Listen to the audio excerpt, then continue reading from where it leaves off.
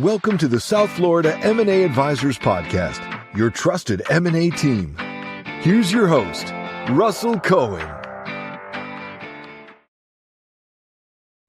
Hello, everyone, and welcome back to another episode of the South Florida M&A Advisors Podcast. I'm your co-host, Jeremy Wolf, joined by your host, Russell Cohen.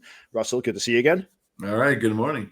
Hey, Jeremy, how are you doing? Good morning. Doing well, man. It's Friday, and we're ready for a nice, relaxing weekend. The wife has taken the son to Disney this weekend, and it's just me and my daughter. So we're gonna do some chilling. We're gonna have some fun together. Have a relaxing weekend. That's good. Yeah, for sure. So we've been going on this journey through the M&A process. We've talked about a lot of different topics, and I know today you wanted to focus a little bit more in depth on how to be private equity ready. And I would imagine from where I sit that the financial performance of a business is probably an instrumental factor in getting yourself ready for private equity funding. So with that in mind, how crucial is a company's financial performance when preparing for a private equity-backed M&A transaction? Extremely crucial. You know, you're dealing with professional buyers. They do this for a living. They're buying companies. That's all they do every day of the year. They're looking at companies all day. And so they're studying the numbers. And this is your first journey, you know, especially, you know, when you hire an M&A advisor like myself. I'm doing it on a day-to-day basis. But the business owner, this is their first dance in this arena. And overwhelming, very overwhelming. There's not a business owner that is private equity ready. And I say that because the private equity group uses GAAP accounting, generally accepted accounting principles, and all these businesses are not GAAP. They're not using GAAP principles. They might be close, but their books are not GAAP prepared. Now, in a in an M&A transaction, they may not expect you. The private equity group may not expect you to be GAAP, you know, using those type of principles, but they're looking at it through the lens of how they're going to run the business. So as we look at their financials and we think it's great, and then we start unpeeling the onion and we start to realize as we get a little deeper and we ask more questions, you know, we find holes in the books. And, you know, we have to solve that problem. If I'm getting there in early, I can bring in the professionals. You know, I can bring in a fractional CFO. I'm going to bring in a higher level accounting firm to plug the holes and start preparing for sale. But if I'm, you know, if they haven't done it and I'm there ready to bring on the company on the market, then, you know, we got a lot of work to do to put it in the right light for the private equity group. Yeah, sounds like an intricate process. What key financial metrics and performance indicators do investors typically look for in potential targets when looking for places to invest private equity? Right. So they're basically going to be looking. They're going to look at 3 years. But the what I'm really commonplace is we're seeing they're really looking at your trailing 12 months, the current year. You know, if you could be in business 50 years, and if you're on a declining trend, then they're going to look at that calendar year, that most recent calendar year in the trailing 12 months, and that's what they're buying, and they're trying to figure out, is that trailing 12 months sustainable? Was it quick hockey stick growth, or they're catching a slipping knife? So that trailing 12 months is very pivotal, and they're gonna probably study your financials right up to the closing. 30 days prior to closing, your financials need to be clean. They're going to be making sure that you have the foot on the gas pedal all the way through the closing. So, you know, the companies that come in and really audit your books, it's called the quality of earnings. The buyer steps aside, the investor steps aside. They're spending $75,000 to $100,000 for this quality of earnings, and they are working on behalf of the buyer. They're not working for you, and they're not trying to kill the deal. They're just trying to make the buyer aware of where the potential issues are in the books. They're trying to confirm the EBITDA, the earnings of the company. And a lot of times the business owner owns the property, and we got to make sure we have the right rent to the marketplace that could adjust the EBITDA. A lot of times the owners are staying on and they want that same salary, the high-end salary and benefits, which then could negatively affect the EBITDA. So, as a M&A advisor, we have to, as much as they're worth, private equity group is not going to pay, $400,000 or $500,000 a year for you to run the company. Just because it would negatively affect the cash flow. So, setting expectations with the owner is just as important in the process. So, yeah, go ahead. No, I was going to say, so I'm trying to think through this in my mind. So the business comes to you, they want to sell their business or they want to raise equity, whatever the case may be. Obviously, you need to do an assessment. That's the first thing you would do, is an assessment of the business. How long does that typically take for you to conduct an assessment to determine? Because obviously, there's things that need to be done in many cases to the business. Like you mentioned, they're not GAAP ready accounting wise. You need to bring in professionals. Obviously, before you go out and try to raise private equity, you're going to want to get that business as ready as they could possibly be. How long have you seen that process typically take? Is that something that can take 6 months, 12 months to do for a business? Or is it something that can be very quick? Sometimes the owners aren't ready. So a lot of times, if they really want to get the true value of the business, we recommend a business appraisal by a certified appraiser that will give you the value of the business in this point in time. On the flip side, we can give an opinion of value. I'm not a certified appraiser, but I can tell you in a roundabout way through an analysis, landing spot. But when we go to market, a lot of times in these M&A transactions, we don't have a price. We go to market. We let the marketplace dictate the price. I'll give you a perfect example. I was dealing with a fire protection company, and we received two offers. One is $6 million, and then another one was $9 million. So we did not have a price on the business, and it was just one buyer to the other buyer had different values. Same EBITDA. We had a $2 million EBITDA. One was willing to pay $3 million. And another one was willing to pay $4.25 million. So we don't come to market with a price. And if the owner wants to know kind of the expectations where to land, then that's great. It's great for them to know, but we don't come to market with a price. That's very interesting.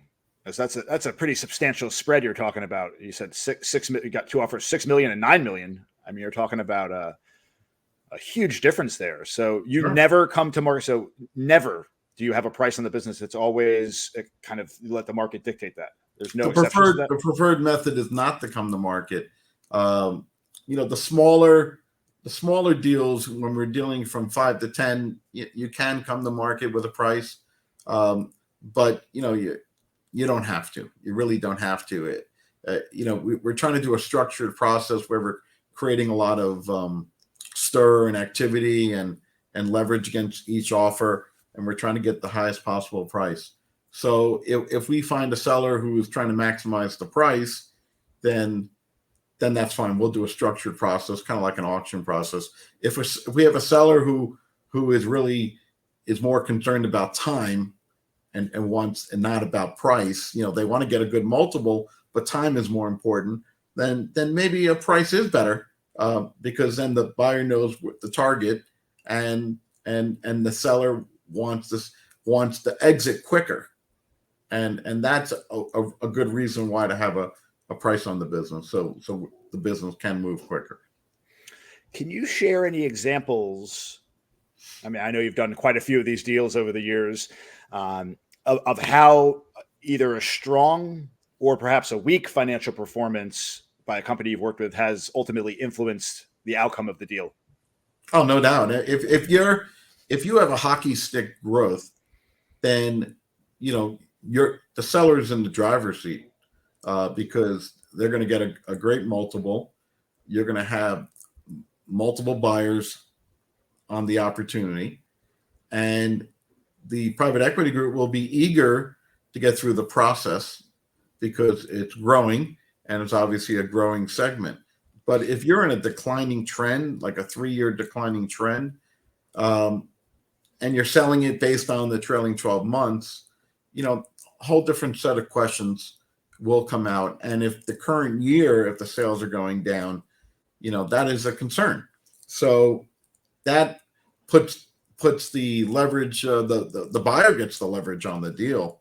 And you have many hurdles to get through because the question is, why are the sales dropping? Why are the earnings going down? And can the private equity group do something to bring it back to where it was?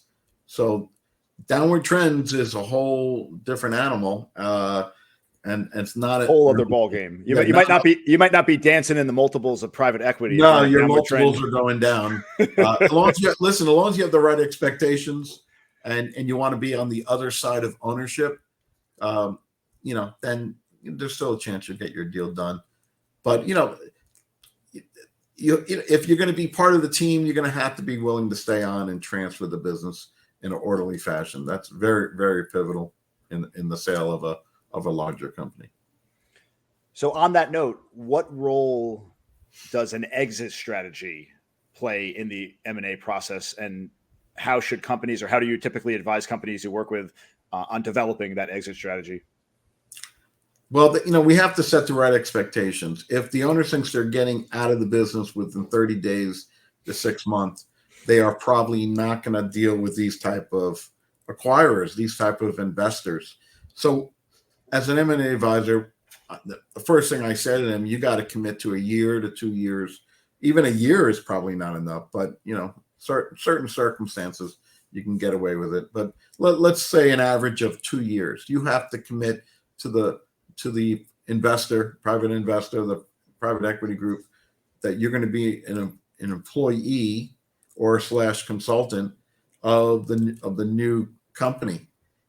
Which business owners are the entrepreneurs now. All of a sudden, they're still running the company. They just don't have the risk associated with it to the same extent that they had prior. So as the M&A advisor, I got to say, sorry, I know you want to get out of jail and you want to go off and go on vacation or play golf and start living your retirement life, but you got that 2-year window that you're going to have to, run with the private equity group and be part of their team. And that also goes into deal structure. A lot of times they're not buying you out 100%. They're going to have you take 10 to 20% rollover equity. So you get something called the second bite of the apple. When they sell the business with the other companies they bought, you have the opportunity to be part of that second sale. And sometimes if it's done, if everyone does the job correctly, then that second sale could be bigger than the first. So that's called the second bite of the apple, where you get, you keep your 10 to 20% rollover equity in, and when they sell the whole package of all the companies that they bought, then there's a very good chance that you'll get a very nice return. And that's if everything goes as planned, obviously.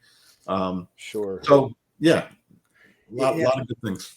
Is that standard practice when you're talking about bringing in private equity for the owner to stay on for, like you mentioned, up to 2 years? Or I'd imagine there are scenarios where they're out quick because for whatever reason, the previous owner, they want them out, or how does that typically work when dealing with these transactions? I also would imagine that there's a threshold, like price. You mentioned 5 to 10 million. When you're talking about larger scale transactions, they're probably going to want the previous owner on longer, right? Yeah. Yes. I mean, so 2 years, a lot of times we're dealing with business owners during that retirement age. They're selling between 60 and 70. So the itch is, to move on. And that's why they're trying to be on the other side of ownership. But they are keeping a piece of their sale in the private equity group in the new company. and they are expected to stay on for 2 years. There's you have to be part of the team, right? You're now owned by corporate, let's say, and now you're still the CEO. You're still doing everything you're doing. Less accounting and a lot less responsibility, but you're just you have a professional team behind you to help you grow the business, and that's why they're buying you. They want to grow. If you are doing 10 million, they want to see you do 15 to 20 million. So, and they're gonna give you the professional, support, the additional capital to jump in and try to grow it in the marketplace where you might have hit a wall and you could do what you could only do as an owner operator in the business. Now you have the ability to really take it to the next level if you desire. Anything else you wanted to add before we wrap this one up? Listen, this is a very tricky process. It's a very detailed process. It doesn't happen quick. These deals can take 6 months plus. Once you have an LOI, you have many hands in the cookie jar in your deal, many different advisors from accounting, legal, just on the buy side. They have a huge buy side advisory team. It's important that you have your right advisory team, from your attorney to your accountant, your CPA, to your M&A advisor, to we bring in fractional CFOs to help in the quality of earnings. So it's a very tough process. It's an expensive process, unfortunately, when you start bringing in all these different advisors to get to the finish line. Well worth it, because right. This is your largest. Chances are this is your largest asset on your personal balance sheet. So this is vital that we can turn it liquid for you, so you can invest the money. Yeah, and I mean, you said it earlier, right? You're run-of-the-mill general small business owner, even medium-sized business owner that doesn't have experience with this whole process. So it is incredibly important to have an expert such as yourself that has a team of professionals that can go in, kind of maximize the value of your business and make sure that you're taken care of moving forward. So it's a whole different language. Yeah.